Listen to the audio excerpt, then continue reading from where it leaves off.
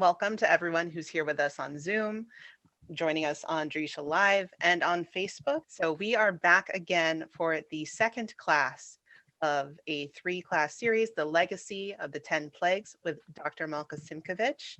Last week was extremely interesting. If you missed part of it, feel free to catch up in our archive at drisha.org. But this week we will be learning about the 10 plagues in Greek, Roman, and early Christian memory. So take it away, please. Thank you very much, Noah, and good to see you all. I'm going to try to slow down the pace because last week I was Zooming. A lot of it was the energy of having my children home for about a month. Now, thankfully, everybody's where they belong. And so we're going to take some more deep breaths and slow down the pace tonight. Last week, we discussed the fact that early Second Temple sources are actually quite sympathetic to Pharaoh. We looked at Ezekiel the tragedian from the 2nd century BCE. We looked at Artapanus. If you haven't gotten the source sheet, I can email the source sheet to you. We looked at late Second Temple Hellenistic Jewish writings on the Exodus story, which tend to be focused on the fearsomeness of God as he is envisioned by both Egyptians and Israelites. And the focus is not on the evil, the inherently genocidal and maniacally horrible nature of Paro, but more the focus on the process by which all the world, that is the Egyptians and the Jews, come to know God. Now, all of this changes, I suggested, in the 1st century, as is evidenced by the writings of the Alexandrian philosopher, Philo of Alexandria, and the 1st century Judean/Roman, Josephus, Flavius Josephus. We see a totally different image and a totally different interpretation of the story of the Exodus and specifically of the character of Paro and the Egyptians.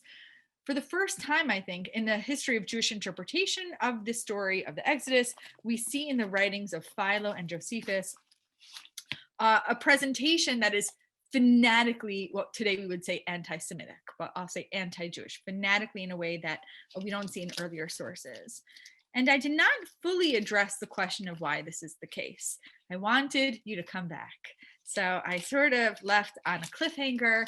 The question is, why was there this dramatic transition in the 2nd century and 1st century BCE? We see writings that tend to not focus on the evil nature of the Egyptians, and then Philo and Josephus are very, very negative and explicitly call Paro wicked. And by the way, this is how many children in yeshiva day school systems read and understand the character of Paro. My husband is from Boston. He's a very, very enthusiastic Boston, New England fan. And my 5-year-old yesterday said to me, "You know who is wicked? Paro." And I said, "Okay, yeah, I mean, you could read the story that way." And he said, "You know who else is wicked? The Yankees." And then he just walked out of the room shaking his head. You know, those are like the two embodiments of evil in his imagination are Paro and the Yankees. And I did very little to dispute his feelings.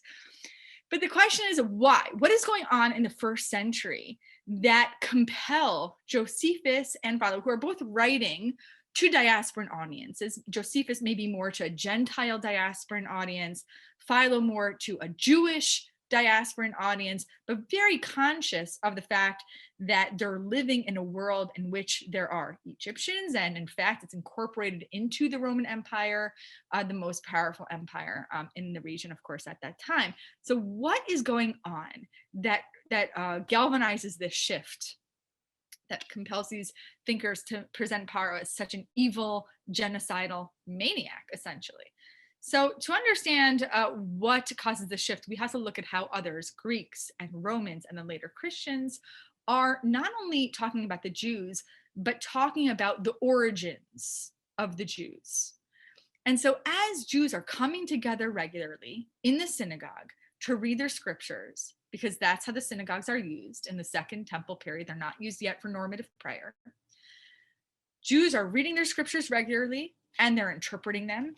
And they're telling the story of their own election, their own chosenness, at the same time that Greeks and Romans are looking at these Jews and saying, why do they insist on being outsiders? Why won't they fully integrate into the Hellenistic world? Why won't they share table fellowship with us? Why do they insist on the barbaric practice, and that's a word, a Greek word, barbaric practice of circumcision? By the way, like the native Egyptians who also practice circumcision. But the sophisticated, in scare quotes, Greeks and Romans look at the Jews and said, they insist on not assimilating. And not only do they insist on being liminal to society, but those very Jews, ironically, are insisting that they're the ultimate insiders, that they are chosen by this one true creator God, that they're the most special people ever. Well, we are of the opinion that they are on the social periphery. And not only that, but they're pariahs to society. They're threatening the stability and the welfare of our society because they're not adopting all of our practices, and because there's no separation in the ancient world between the public sphere and the religious sphere. When the Jews do not go to public festivals honoring the gods, they're making not only a religious statement, but they're making a political statement. When you have the festival of Dionysus, you have this big triumphal parade throughout the streets of Alexandria or maybe Rome, and there are no Jews, you might, if you were a Gentile in the ancient world, look at your neighbor and say, why are the Jews staying home? Not only do they take part in a separate religion, but also they're bad patriots. They're not good citizens. They're not loyal to the empire. You know why? Because they have dual loyalty. Ring a bell? Or maybe not even dual loyalty, but they have another loyalty, a singular loyalty to Judea, that region in the backwoods of the empire. You know, one time, this is not a funny story, but I laugh whenever I say it. One time I said to a group, you know, Judea in the Roman world, it was like South Dakota. Like, you don't really know anybody from South Dakota. It's sort of the backwoods of the country, the United States. And everyone's like, why is South Dakota like a place that's giving us so many problems? It's just, it's South Dakota. Anyway, somebody in the audience raised his hand and said, I'm from South Dakota. And so never again did I make the mistake of choosing a random location and derisively labeling it as the backwoods of anything. So now I just tell the story to tell you that I have made dumb comments in my life. But Judea was considered to be non-cosmopolitan. It was considered to be liminal to where the cultural centers of the empire were. And besides Rome in the Roman world, the real cultural center was Alexandria. This was the crown jewel of the Roman Empire. So as Jews are coming together and they're reading their scriptures and they're reminding themselves of the nature of their chosenness, Greeks and Romans are getting wind of these origin stories that the Jews are telling one another. And they're becoming aware of these scriptural traditions. The Jews say that they lived in Egypt but were treated so horribly that they were miraculously sent out by their God. What kind of nonsense is this? That their God enacted horribly oppressive plagues, so much so that the Pharaoh acknowledged the nature of this one true Judean God.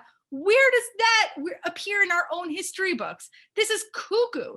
The Greeks and Romans found these traditions very insulting and ironic, because they were coming from communities that they felt were actually not central at all, not particularly special in any way. And so what we find in the late Second Temple period is that Greek and Roman thinkers began to talk about the Exodus story in ways that alter it very profoundly. And instead of the story that we find in Exodus, the story of God choosing the Jewish people, or the Israelites, of course, and creating a covenantal relationship with them that is unique, the story that the Greeks and the Romans begin to tell is a story not of miraculous redemption, but of expulsion. And so, in the memory of some Greek thinkers, why are the Israelites sent out of Egypt? Because they were lepers, not in a figurative sense, lepers of society, but actual lepers, diseased. So it wasn't the Egyptians that were the recipients of these physical ailments, but in fact, the Israelites themselves. So we're going to look at some of these sources, and then we're going to think about how these origin stories that are profoundly altered in the Greek and Roman tradition find expression in the Christian tradition. And this is all a setup for next week, because next week, as we move into the medieval period and we look at Jewish-Christian relations in the medieval period, we'll find that it becomes very, very resonant when Christians say Jews spread disease. That's not out of the blue. That's not in a cultural vacuum. That has a very, very ancient root. And we're going to talk about that root today. So what I'm going to do is share my screen. Okay, thank you. I see that you did share the source sheet. There are a couple typos that I corrected today, but it's basically the same thing. Okay, so let me share my screen right over here. Okay, so now you should see early Greek and Roman writings on the Jews. You see that? Okay, so this is always a little tricky. I don't love sharing my screen because then I don't get to see everybody, but that's okay. I also don't get to see, sometimes there are questions that are time sensitive in the chat box. So I don't always get to see. If there's a question and I don't see you, then please don't hesitate to plan to ask that question at the end. I'll make sure to leave time. All right, so we're going to look at Against Apion, which I think I mentioned last week is the first systematic defense of the Jewish religion, as far as we know. And it's produced at the end of the 1st century by Josephus. Now it's called Against Apion because Apion is the focus of Josephus's ire. But the treatise is a collection of numerous sources that Josephus is battling against. And all of these sources comprise, some are Egyptian, some are Greek, and some are Roman, but they all share common themes. The themes that they share are accusations against the Jews, that the Jews have not properly integrated themselves into their host culture. And so Josephus is arguing for the integrity of the Jewish religion. And one of his main arguments is that Jews are not only incredibly loyal to their host empire, but they also contribute culturally, philosophically, intellectually. And so he cites all of these sources that he has, and then he rebuts them. But I'm less interested in Josephus's rebuttal, and I'm more interested in what these people are saying about the Jews.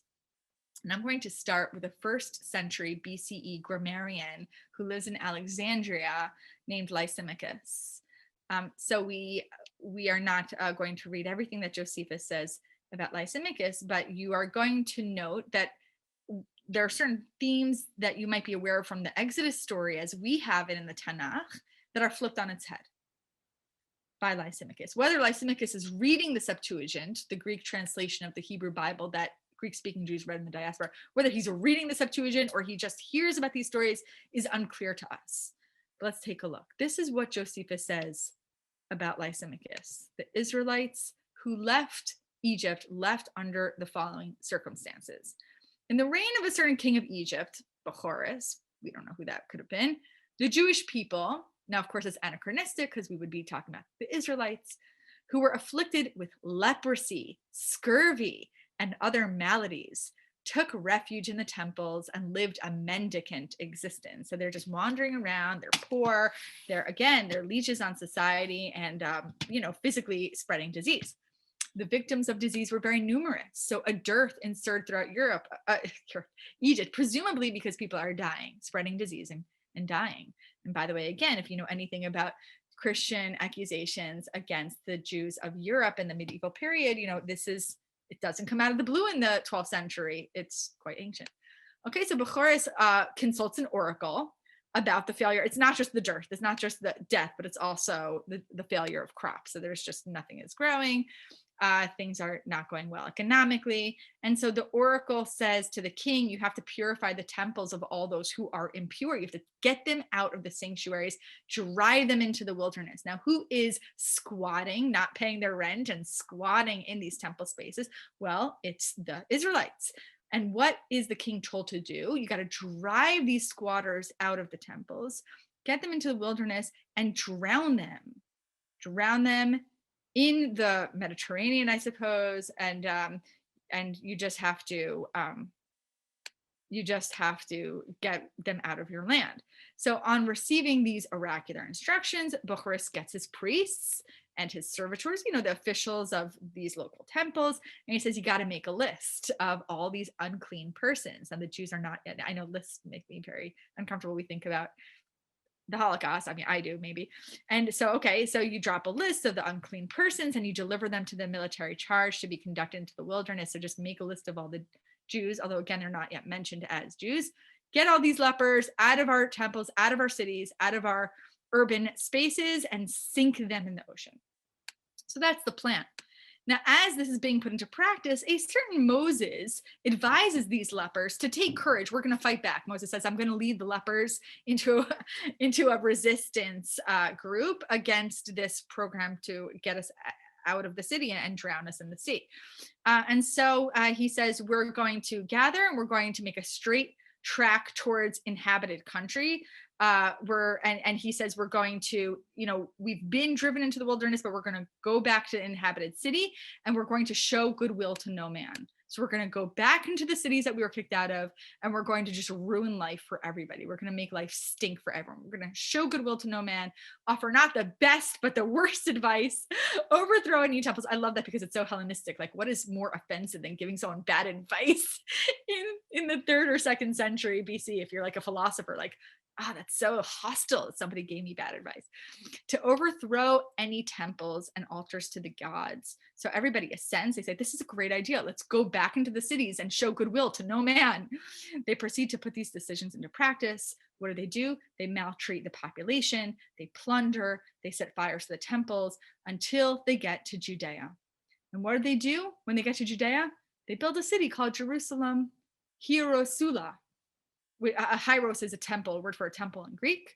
Why do they do this? Because of their sacrilegious propensities. So they build their own temple. Doesn't mean that they have a particularly legitimate God, but they build their own temple and they call this new city Jerusalem. So what are the origins of the Jews? Not that the one true creator God has chosen the Jewish people to create this magnificent or legoyim, a light unto the nations, this transcendent and innovative and radically new covenantal relationship. No, none of that.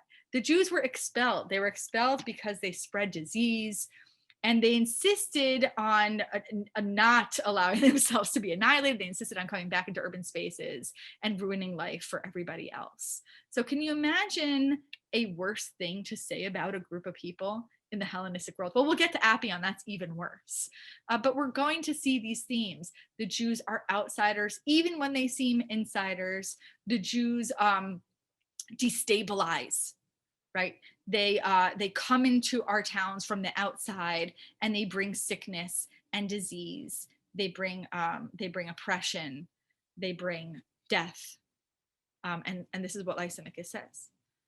And Lysimachus, again, is not the only one to make such a claim against the Jews. In fact, the 1st century BC Apion is even more shocking in his accusations against the Jewish people. And because he's so shocking, Josephus just goes on and on and on about him. And I don't want to spend so much time on Josephus's insults, but some of them are actually quite entertaining. And so he says, Josephus says, I've already challenged the statements of Manetho, who's a 3rd century BC Egyptian priest, Chemeron and others, but, I got to get to the good stuff, Josephus says. I'm doubtful whether the shameless remarks of Apion, the grammarian, deserve serious refutation. Like, they're so crazy that it's almost, beneath me to address them. Some of these accusations resemble allegations made by others, right? We're going to see that what Apion says is very similar to Lysimachus. Some are very indifferent additions of his own. Most of them are pure buffoonery, Josephus says. And I cannot tell you the Greek word for buffoonery. Obviously, Josephus is writing in Greek with the help of some translators, because his lingua franca, his original language is Aramaic, but he does know Greek by the end of his life. So to tell the truth, the writings of Apion display the gross ignorance of their author, a man of low character and a charlatan to the end of his days. Yet, since people believe this junk, Josephus says, since people are reading Apion, taking him seriously, I guess I just have to quote him, right? Yet, since oh, sorry, I don't know what just happened there. Since most people are so foolish as to find greater attraction in such compositions than in works of a serious nature, like people are attracted to garbage because it's interesting and sort of exciting, to be charmed by abuse and impatient of praise, I think it's incumbent upon me not to pass over without examination even this author, who has written an indictment of us formal enough for a court of law. So we don't have Appion's original writings of the Jews in full, but the way that Josephus speaks about Appion as being so deeply committed to demonizing the Jews, you can only imagine how committed Appion was to making this claim against Jews at a time when Jews are living throughout the Roman Empire. A contemporary of Appion in the 1st century BCE named Strabo says, wherever you go in the Roman Empire, wherever you are, you will find a synagogue. Now, usually when I ask students this, I ask them to finish the line. Strabo said, wherever you go in the Roman Empire, you will find a, and most people say Jew. But I think it's more interesting that Strabo says synagogue, because that would indicate a community, a quorum, right? So not just that they're stragglers of Jewish travelers or traders throughout the Roman Empire, but that there are established, semi-permanent, or totally permanent communities of Jews throughout the Roman Empire. Absolutely. In Rome, we have the evidence of that quite strongly. In Alexandria and Antioch, these are the biggest cities in the Roman Empire. So there's no question that Appion is speaking to individuals who know Jews. Whether Josephus is right or wrong, that Appion himself doesn't know anything about Judaism, he is disseminating works to people who live among Jews. And that Josephus finds very dangerous, that people are reading Appion and they're reading things about their neighbors, their business partners, the children of, or the friends of their children, right? So Josephus finds Appion to be very, very dangerous. Now I observe, Josephus says, that people have a habit of being intensely delighted, this would be called schadenfreude today, when one who has been the first to malign another has his own vices. Well, it's not exactly, but when one who has been the first to malign another has his own vices brought home to him. So now he's saying, I think, what the Jews are being accused of, ultimately Appion is guilty of. That's what I think Josephus is saying, although we could argue. But Appion's argument is difficult to summarize, and his meaning is hard to grasp. So far as the extreme disorder and confusion of his lying statements admit of analysis, we haven't even gotten to what Appion says. We got to get there. One may say that some fall into the same category as those already investigated. Okay, what he's saying is, there are things that Appion says that others have said, but also he goes beyond it. So there's some things he says that relates to the departure of our ancestors from Egypt. Some things that Appion's going to say about the origins of the Jews, others are saying it as well. But he also makes an indictment of the Jewish residents in Alexandria.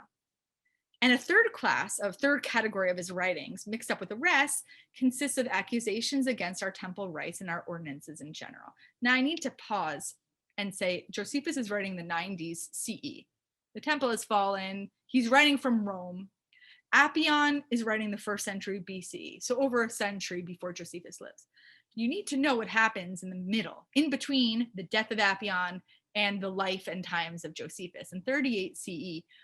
So that's actually, maybe Josephus was a baby, because scholars think he was born around 37. So in 38 CE, there are violent anti-Jewish riots in Alexandria. This is not something that we commemorate in the Jewish calendar. And so unfortunately, many of us don't know about the very painful history of the hundreds of thousands of Jews who live in Alexandria in the 1st century.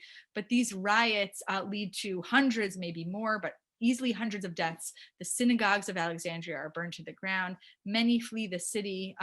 Many are horribly injured. Their homes are looted. It's a very, very traumatic event. So traumatic that Philo of Alexandria, I think I mentioned last week, ends up going to Rome to argue on behalf of the Jewish community. And Josephus knows about this, right? So when Josephus is reading Appion, even though Appion is living before the riots of 38 CE, he's blaming Appion for the riots of 38 CE, right? Because this is the kind of rhetoric that foments violence. This is the kind of thing that you say about a people before you compel them to attack, or before you compel your own people to attack them. So Josephus holds Appion responsible for the suffering, I think, of the Alexandrian Jewish community. Okay, now I have to keep going because Josephus is just so bad about Appian. That our ancestors neither were Egyptians by race nor were expelled from that country in consequence of contagious disease. I think I've already proven, right? He says I've already discussed that. It's not on the source sheet, but the fact that I've mentioned it here because I want you to know it's not just like Simkovich who says that the Jews were expelled from Egypt because they were diseased. Appian says it too. But I want to go to a later passage in Josephus where he talks again about Appian and Jewish disease, because this is fascinating. The connection between Jews and the spread of disease is very, very strong in the Hellenistic period. So this is what Appian says. 110,000 Jews flee Egypt. And with that, he agrees with Lysimachus, so they probably had a common source. But Appian gives an astonishing and implausible explanation for the word Shabbat, which is implemented soon after the Exodus. Appian says after a 6-day march, it almost like reads like Midrashic, Agadah, they developed tumors in the groin, these Israelites. And there's a word in Egyptian for this disease of tumor in the groin, and it's called sabbatosis. Now, because these Israelites, I know this is people in the screen aren't giving me faces like, what? I'm just quoting this. I'm not making this up. So because the Israelites in the wilderness developed these tumors, finally, when they reached Judea and they rested after 6 days journey in the wilderness, which is totally off because obviously Appian doesn't know about the 40-year sojourn in the wilderness, but okay. They called that day Sabbaton, preserving the Egyptian terminology because they were able to rest and engage in some self-care in light of their horrible groin disease. So again, Shabbat was established to commemorate the day of resting after 6 days of suffering from this disease in the wilderness. I mean, can you imagine? Josephus calls this astonishing, right? I mean, this is just so insulting, but it checks off all the boxes. The Jews are not celebrating a weekly festival that honors their chosenness, their election, their specialness. No, they're remembering their diseased natures. The origins of their chosenness actually are tied up in the fact that they are nothing but disease spreaders. There's one more Appian source that I want to show you, and then maybe we'll go to some Christian sources, but it's already 7:30. Okay, so this is a story that I believe is the first blood libel to ever have been produced against the Jews. Now, Magda Teeter, who's a wonderful scholar, Teter, I think it's Magda Teeter, who just wrote a book on the origins of blood libel, but she focuses on the medieval and modern periods, blood libel and the Jews. But I do think that the story that I'm about to tell you is a form of a blood libel. There's no matzah in it, there's no blood in it, but I think you'll see what I mean. Appian is spreading a story that Jews have to ritually murder a Greek every year. Ritually murder a Greek in their temple. And this is the story that Appian is sharing. Josephus cites it. When Antiochus IV Epiphanes invades the temple in 175 BCE, right? So this is the beginning of the Hanukkah story, and then it's recovered, and then we have this big celebration commemorating the recovery of the temple. But when Antiochus IV Epiphanes goes into the Jerusalem temple, remember that Gentiles can't enter the temple. They can't go into the inner sanctum. So there's a lot of curiosity about what goes on in the Jerusalem temple, and also a lot of negative speculation. Like, what are the Jews doing there? They don't accept any of our gods. They don't go to our festivals that celebrate the gods. They're not pantheistic, right? So they're not syncretizing, the way that Romans worshiped the Egyptian goddess Isis when they started to settle in Egypt. Jews aren't syncretistic, right? They're not incorporating the local gods in which they live. So like, what's going on in this temple, in this ancient temple that we're not allowed to go into? So there's curiosity. So Appian has all the answers. He says, don't be curious. I know exactly what's going on in this temple. Actually, it comes from Antiochus, when he came into the temple and took it over and occupied it for 7 years. Let me tell you what was going on. So they found a Greek man who was tied up. You're going to find out he was tied up in the Jerusalem temple.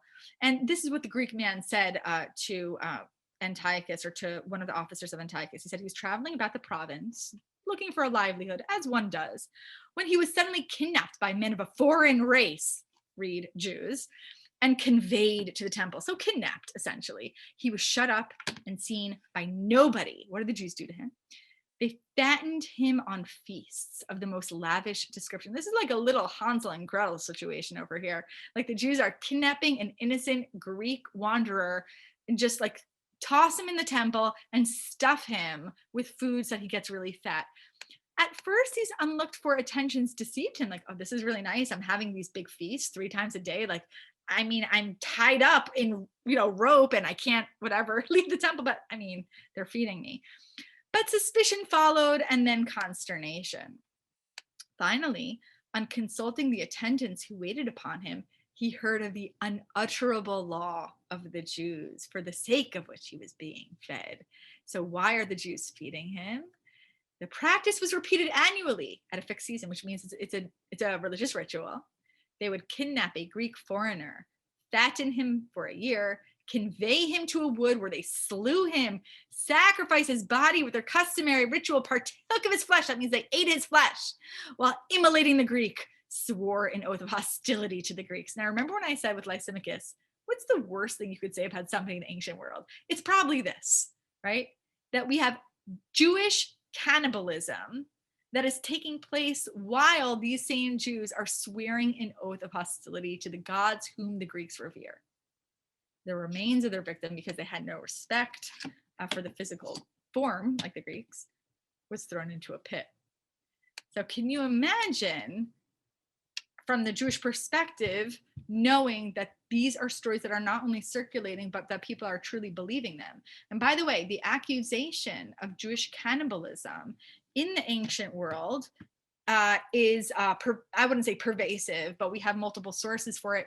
There's a diasporan Jewish rebellion known as the War of Quietus between 115 and 118 CE. It's mentioned in the Talmud. We don't have many Jewish sources about it, but there's a diasporan rebellion against the Roman Empire. Very fascinating why diasporan Jews would rebel outside of Judea. In 115, they rebel against Trajan. And Dio Cassius, who is a Roman historian who recalls this war, says that one of the things that the Jews did was they ate the flesh of their enemies. So this is something that, this is something that people are saying about the Jews. Okay. So, I'm going to leave it there in terms of the sources that Josephus is citing. The main thing that I want to convey to you is that there's this notion, not only that Jews are diseased, but that Jews are permanent outsiders that are threats to the stability of society.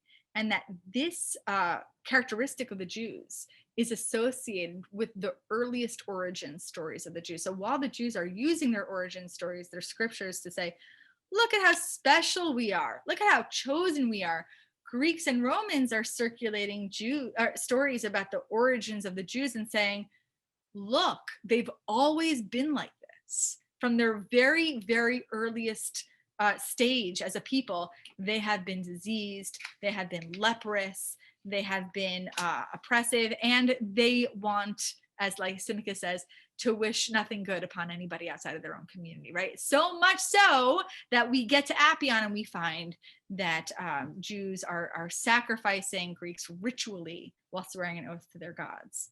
So you can imagine how Josephus felt about this a century or so after these things are written, given the events of the first century. By the end of the first century, obviously, not only has the Alexandrian Jewish community come under incredible stress, but there's been a massive war, the Jewish War, in which the temple has fallen, right? Between 66 and 73 CE. Now, we remember this war as the war in which the temple fell. That was like the big catastrophe. But in the first century, I'm not convinced that that's how Jews remembered the war. I don't know that Jews remembered that war as being, okay, this is characterized by the fall of the temple, as much as this was a 7-year conflict with the Roman Empire that led to the deaths of hundreds of thousands of Jews. So it's the casualties, it's the suffering, it's the starvation, it's the disease. Remember the siege of Jerusalem. Most Jews are dying in that siege, not from a Roman sword, but from starvation and the spread of disease. That's how you die in a siege. That's how you die, right? And then at the very, very end, when, all sort of the people are so weak or they're dead, that's when the walls are breached and they're too weak to fight back. And then it's very, very easy to set the city on fire and to take over. That's what happens. So, the fall of the temple is a horrible tragedy. But I think what Josephus is also remembering, because he lived through it, and he also was a general in the war, as I mentioned last week, is the disease that the Jews are suffering at the hands of the Romans. And these very Romans are accusing the Jews of spreading disease when they're actually causing Jews to suffer from disease. You see what I'm saying? Okay, so I want to move on and ask the following question. What do early Christians do with all of this? Christians who are writing polemical material about the Jews, what do they do with the story of the Exodus, presuming that they have some awareness of Greek and Roman writings about the Jews? Now, the separation between Christianity and Judaism takes 4 centuries. It's called the parting of the ways. The parting of the ways, the separation of these two religions, it doesn't happen in the 1st century or the 2nd or the 3rd. It happens in the 4th.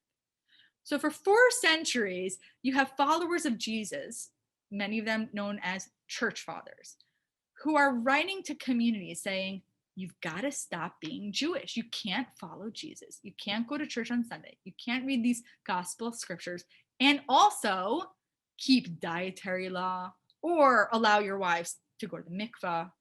I don't know that they were talking directly to women. Maybe they were, but you can't hold on to these ancestral traditions of the Jews, or what we would call halakha, law, and also be a good Christian. And so you have a separation between what's happening on the ground and what the church fathers are writing. On the ground, there are what we call Jewish Christians. It's not a great term, but they're followers of Jesus who are keeping Shabbat. They're going to synagogue on Saturday. They're going to church on Sunday. They're keeping dietary laws, not all of them, some of them. And they're also fully bought into the idea that Jesus is the Christ, right? The Messiah. The church fathers are overcompensating for this reality. And they're arguing against the legitimacy of the Jewish religion. So they have to be extra polemical, right? They have to go out of their way to say everything that Judaism is in symbolic opposition to what we are. So that if we stand for ethics, they stand for law. If we stand for universalism, they stand for particularism. If we stand for, whatever, fill in the blank, mostly it is, love, they stand for hate. Okay. On the ground, that's not the situation. Christianity and Judaism are not living in a binary. They're neighbors. Most, at least in Judea, Jews and Christians are living among one another. The separation doesn't take place, like I said, for centuries.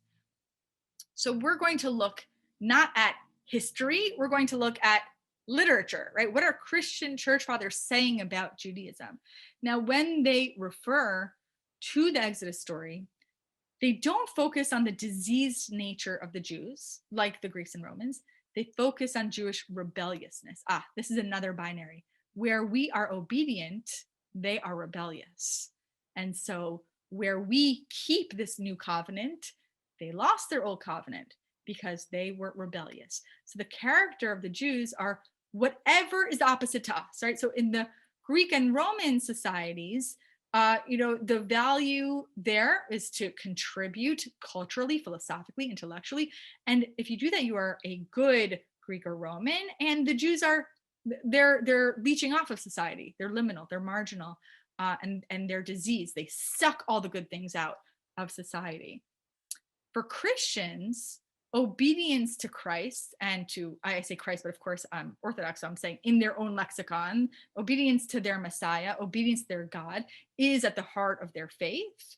And so the Jews are everything that's to the opposite of that. The Jews are rebellious. So the same story of the Exodus that for Greeks is a story about Jewish disease, in the church fathers is a story about Jewish rebellion. So I don't know how much time I want to take here because I'd love to leave some time for conversation. But if you look at the book of Acts, you see this very clearly. And the sources that I'm going to show you are very difficult sources because I'll just scroll down.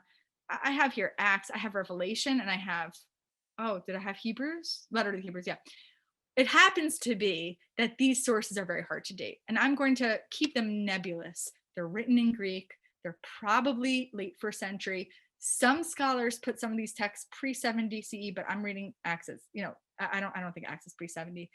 Maybe Hebrews is a little earlier, but there's a lot of nebulousness when it comes to the historical context of these texts. What do we know? We know that they're early, that they're written by followers of the Jesus movement. There is no Christianity with a capital C in the first century. And we know that when it comes at least to the author of Acts, as opposed to other gospels, especially Matthew, that there's a polemical goal to portray the Jews as rebellious against God.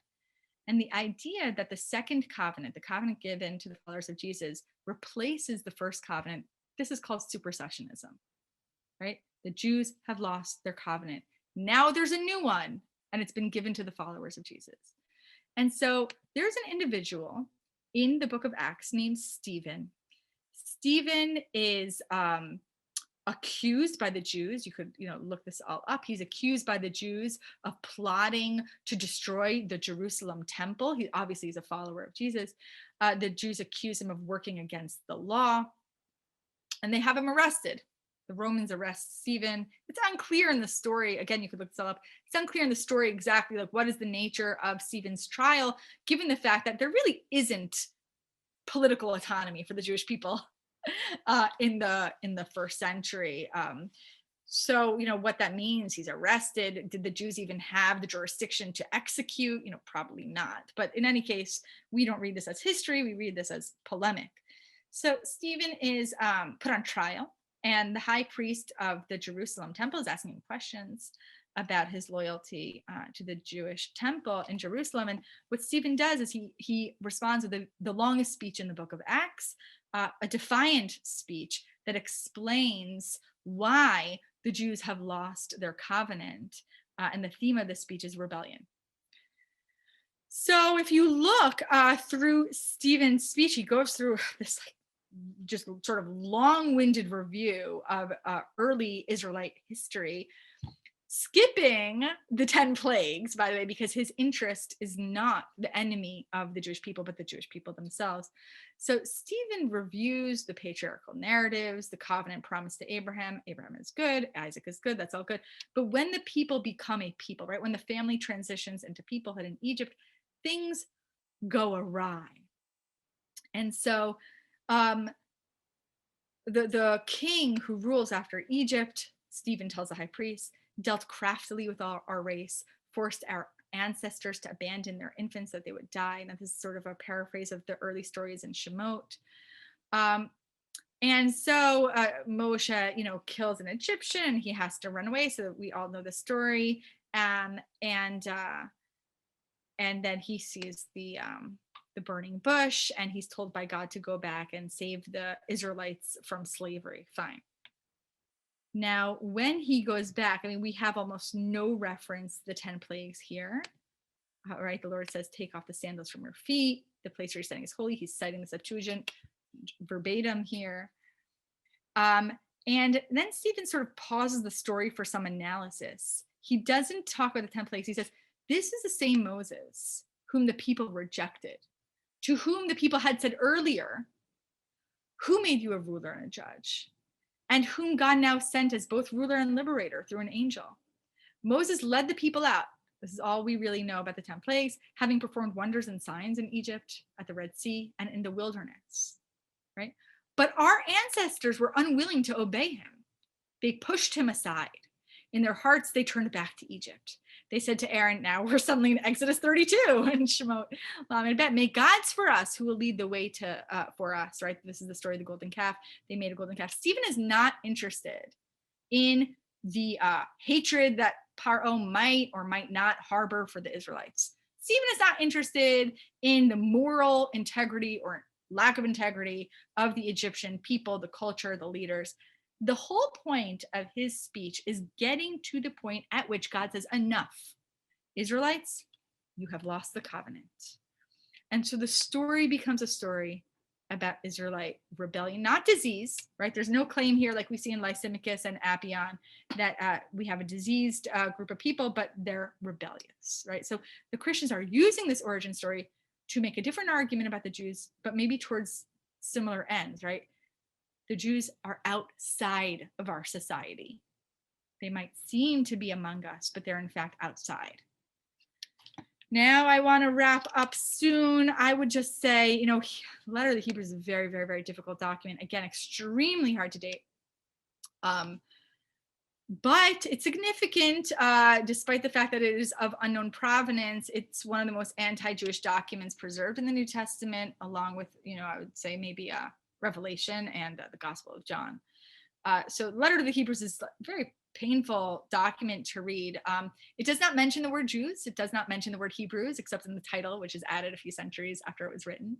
But again, in letter to the Hebrews, the wilderness generation exemplifies defiance. It exemplifies rebellion. And the story is useful to the writer. The story of the Exodus is useful to the writer primarily in how it teaches the early Christian community about Jews, not about Egyptians.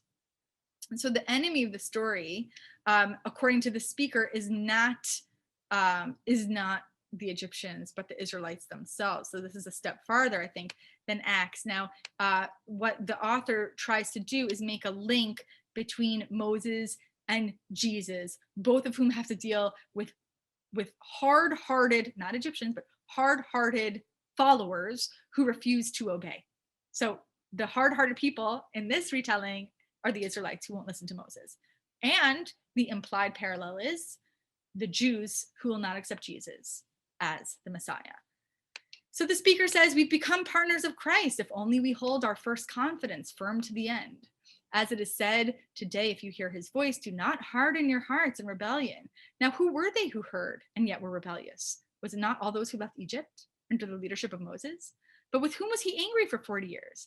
Was it not those Israelites who sinned, whose bodies, right? Because remember, the generation that left Egypt all died in the wilderness. They could not go into the land of Israel, right? So the connection between the rebellion people of the author's contemporary time and the rebellious Israelites, that's what makes the story useful to this writer. Now, I want to show you just a very, very supersessionist. Remember, I use this term supersessionist, which means the covenant between God and the people of Israel is irrevocably broken and replaced. It's also called replacement theology. So I want to show you maybe what's the most explicit articulation of replacement theology in the New Testament is in the letter to the Hebrews chapter 8. Jesus has now obtained a more excellent ministry. To that degree, he's a mediator of a better covenant, which has been enacted through better promises. For if that first covenant had been faultless, there would have been no need to look for a second one. I'm not going to keep going. You could read the rest on your own. He quotes Jeremiah 31 as this is a very famous passage in both early Christian, early rabbinic reading. This idea of a new covenant, a brit chadash, that's mentioned in Jeremiah 31, is used by early Christians to argue that even in the first temple period, the breaking of the covenant is sort of acknowledged by the prophets, and the new covenant is predicted.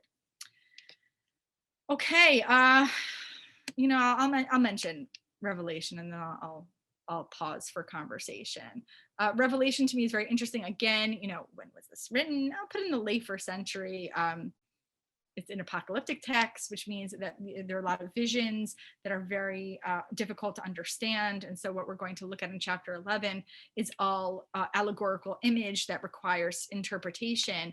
But there's an image in Revelation of a beast that comes up from a bottomless pit to make war on them. Now, the them is never named, but I'll tell you soon. It's clearly Jews in Jerusalem. A beast is going to come up from a bottomless pit and make war on them and conquer them, and their dead bodies will lie in the street of the great city. So scholars think this is post 70 CE, right? Envisioning the fall of the temple. That is prophetically called Sodom and Egypt. So in here we see a culmination of everything we've seen so far. Appian, Lysimachus, right? Hebrews, Acts.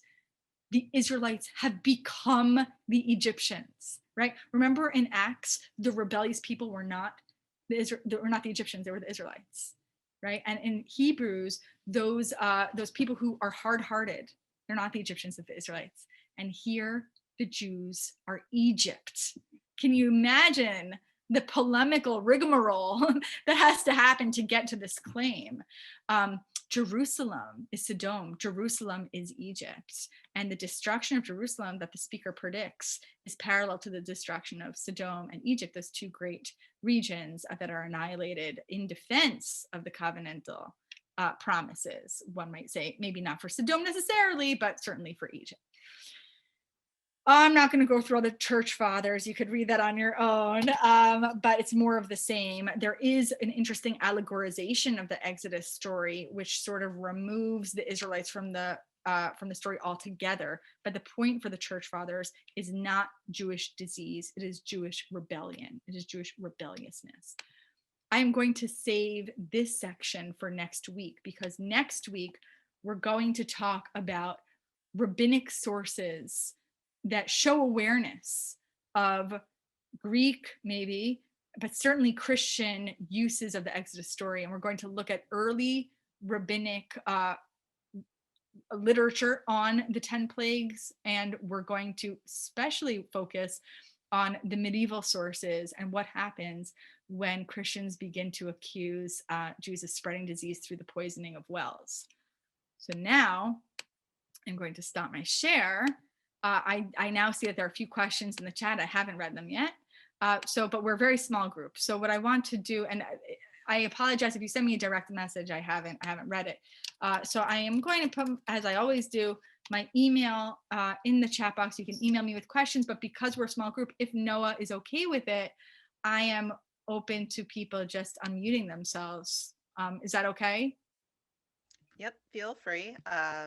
We can, if you are on camera, that helps so we can see if you're motioning to speak. I know a couple people last week had mentioned that they currently do not have access to a microphone.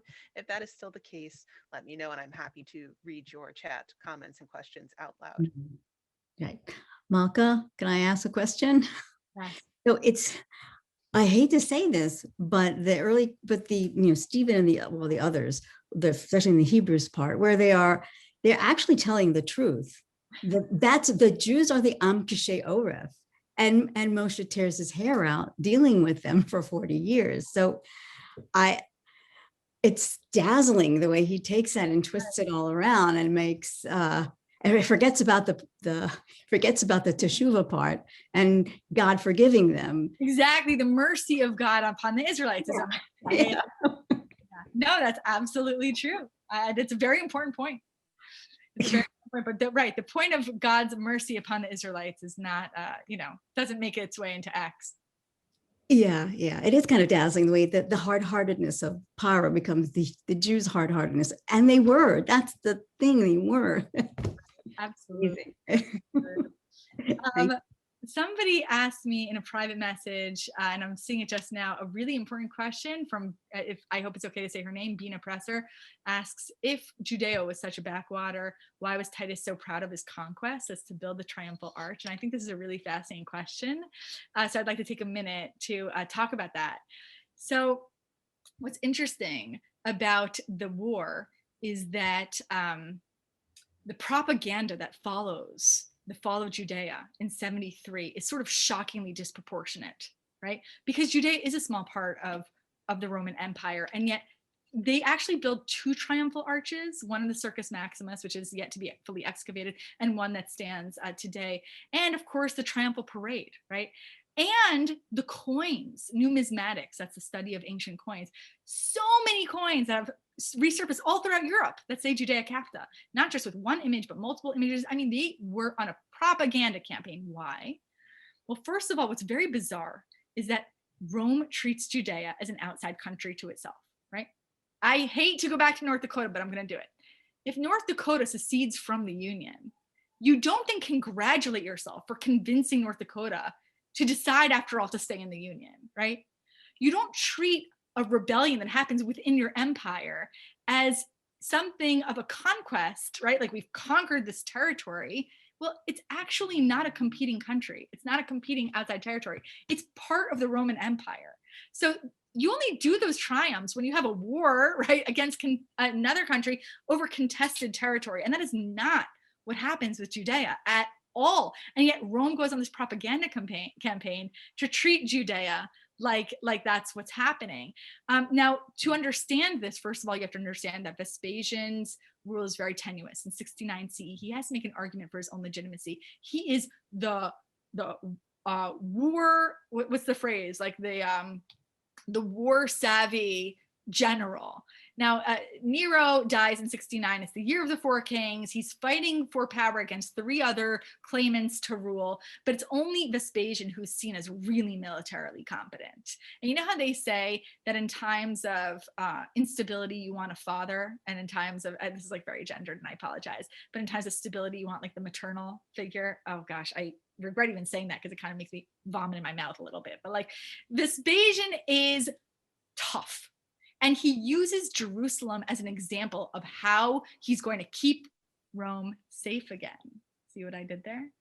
But he's a very tough ruler. And this impresses the people who want to feel safe. The first century is a very, very unstable time. And there's so much turnover with coups and suicides and rebellions. And so in the Flavian dynasty, what the people get is a tough hand. And so he uses them as an example.